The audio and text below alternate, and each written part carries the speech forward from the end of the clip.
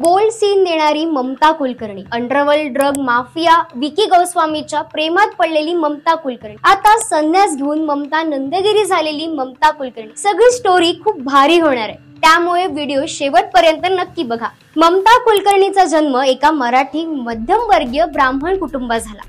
तिच्या आईच्या पुरोगामी विचारांमुळे ममताने चालीरीतींच्या बंधनांना तोडून वेगळं काहीतरी करण्याची धाडसी निर्णय घेतला। तिने मॉडेलिंगच्या क्षेत्रातून आपल्या करिअरला सुरुवात केली। 1992 साली प्रदर्शित झालेल्या तिरंगा सिनेमाने तिला प्रसिद्धी दिली। त्यानंतर आलेल्या आवारा सिनेमाने तिला तरुणाईचा क्रश बनवलं। तिच्या बोल्ड टॉपलेस फोटोशूटमुळे ती चर्चेच्या केंद्रस्थानी राहिली।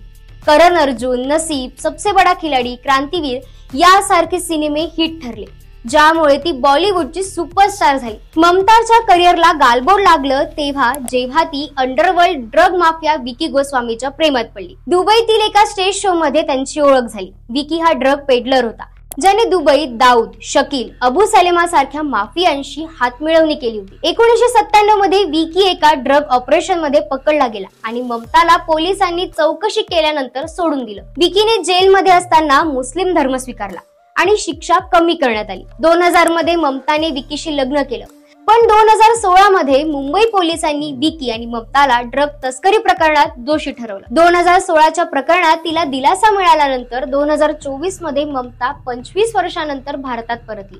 तिच्या इंस्टाग्राम पोस्टद्वारे तिने आपल्या भावनांना वाट मोकळी करून दिली। तिने सांगितलं की देशाबद्दलचं तिचं प्रेम कायम आहे। प्रयागराज येथे ममताने किन्नर आखाड्याचा संन्यास घेतला। किन्नर आखाड्याच्या महामंडलेश्वर डॉक्टर लक्ष्मीनारायण त्रिपाठी यांनी ममताला महामंडलेश्वर पदवी प्रदान केली। तिला ममता नंदगिरी हे नाव देण्यात आलं। ममताने घेतलेल्या संन्यासावरून समाजात अनेक प्रकारच्या प्रतिक्रिया उमटल्या। तिच्या अंडरवर्ल्ड संबंधावरून प्रश्न विचारले जात आहेत। काहींनी तिच्या निर्णयाचं स्वागतही केलं, तर काहींनी धार्मिक व्यवस्थेवर प्रश्नचिन्ह उपस्थित केले। पण डॉक्टर लक्ष्मीनारायण त्रिपाठी या किन्नर आखाड्याच्या पहिला महामंडलेश्वर असून त्यांनी किन्नर समाजाला समानतेचा हक्क मिळवून देण्यासाठी अनेक प्रयत्न केले। ममता कुलकर्णीचा संन्यास घेण्याचा निर्णय आणि तिच्या किन्नर आखाड्यातील भूमिकेवर तुमचं काय मत आहे आम्हाला कमेंट मध्ये नक्की सांगा।